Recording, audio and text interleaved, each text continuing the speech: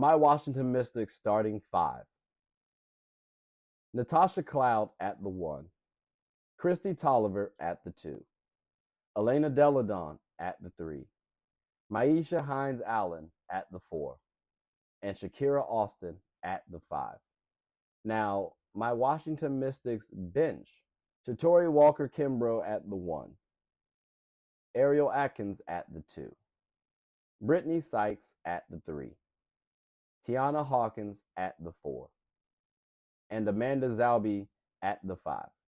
Now I got my Connecticut Sun starting 5. Natisha Heidemann at the 1. Tiffany Hayes at the 2. Dewana Bonner at the 3. Alyssa Thomas at the 4. And Brianna Jones at the 5.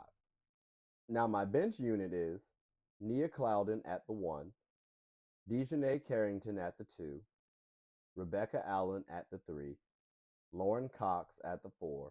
And Olivia Nelson-Ododa at the 5. Now I gotta say the Mystics, they are returning a decent amount of players that they had last season. And let's not forget they were the 4th or 5th seed. Off memory, I'm forgetting. I want to say 4th. We'll see what happens if I'm right. But no, they were 5th. They were 5th. They were 5th. I mean, yeah, they were 5th. I'm right on that one. I think I'm positive. Anyways, that was last season. This season, it's a little bit different, just a little bit. Now, if you're looking at the starters, I personally say they got a solid starter unit. Okay, the systems say average, but I think they got a solid starting unit. We'll see how it goes though. The bench was actually quite surprising because it's number 2 in the WNBA. So if that bench is actually producing at that rate, that means if the starters do take a step back, hey, guess what? You can interchange some of the bench players and still keep rolling. You might even be playing a little bit better. And speaking of playing better, fun fact too, they are the 3rd tallest team. So that tells me you're not going to beat them with height, and they might have a little versatility. And when I say they might, they do have a little versatility. And they also got a good amount of experience as well. That's fun to note. Now they're not the fastest team, right? They can go fast, but it's best for the Mystics to be in a half court setting. Personally, just based on age, and then from a scoring perspective, all right, they could use a little bit of an improvement on the scoring tip, but their defense is actually pretty good. So when I'm looking at that, I'm telling myself they can stop folks. So as long as they can score, that's actually going to be beneficial come playoffs because things get a little tighter in playoffs. You know what I'm saying? So if the Mystics can actually score just a little bit better, they'll be all right. Playmaking, they look good. Here's where they lose me, and it goes back to the scoring. The field goal percentage, the 3-point percentage, and the free throws, all at the bottom of the WNBA. Not at the very bottom, but they in the lower tier. They're in the lower third of the WNBA in all those categories. You gotta change that because again, the playoffs. Yes, you need defense, but you also need to score the ball. You got to get a bucket. And if you got to get a bucket efficiently, too, you can't sit up there and just keep scoring or keep jacking and hope that you're going to stop because somebody's going to score on you at some point in time. So now, the Connecticut Sun did lose Jonquel Jones and Jasmine Thomas last season.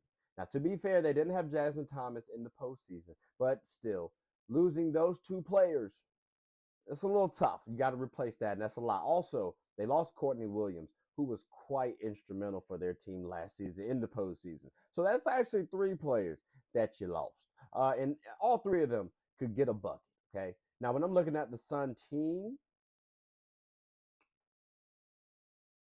starters and bench unit, they are 5 out of 12 for me. So we're above average in terms of the Suns. That's right. We're not really losing too much ground from last season. Even though we lost those 3 key cogs, you're not losing a lot of ground. Like they're not going to be out of the playoffs, ladies and gentlemen. Okay. In fact, surprisingly, they're one of the shorter teams. So expect them to be a little bit more in transition. Now, when I'm looking at this squad, I see a relatively experienced team. Um, they can score. Weirdly, they can't rebound as well as you would want them to, though. I'd need to see a little bit more improvement from that, right? But we should see that. We should see that as the season goes on. Which again, this is just based on my own predictions, and that actually kind of surprises me too. So I'm definitely going to be looking out for that. Then the blocks factor, the defense on the perimeter, we're looking cool. Interior, I could see a little increase. We could improve in that area as well. So again, rebounding, interior presence. I'm looking at the bigs, looking at the big women. All right. Also, they can't shoot threes too well. We always been improved. That's always been the Suns' Achilles heel. So that brings me to my X factor, Shakira Austin, and the development of her game. If she actually can get to All-Star level, the Mystics have something because you have a good team. And again, this is based on last year's stats. So I'm assuming she is going to get closer to All-Star level. All-Star level, hey, we got to wait and find out. I know some people who do believe she's going to be all-star. I'm not saying she can't. It might just be a year early. Just might be one more year early. That's all. That's all. And then obviously, Elena Delle Donne and her health. As long as she's healthy, the team going to be looking straight. But they have a really good team. The scoring aspect is where they got to evolve. And that's where I'm looking at this team to take that next step, be a lot more efficient, actually. So the Mystics, hey, can y'all pull some wizardry unlike the Washington Wizards and, shoot a little bit better, score a little bit more? I appreciate it. Thank y'all. So based on these, where my X factors are going to go. We got Brianna Jones for a multitude of reasons, actually. Is she going to be that all-star plus player for the Suns? If she can be, she's replacing Jonquel Jones. Now, she doesn't have that Tracy ball that Jonquel does, but if she can shoot a little mid-range, extend that that defense just enough. Now Alyssa Thomas can drive. Now DeWanna Bonner can slash. Speaking of DeWanna Bonner, hey, how's DeWanna doing from Tracy?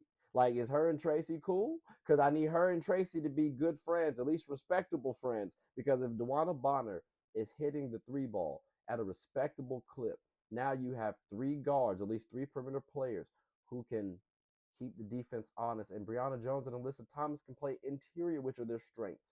So again, those are my X factors for the Sun. And I mean, Sun fans, it looks like the sun has not set just yet.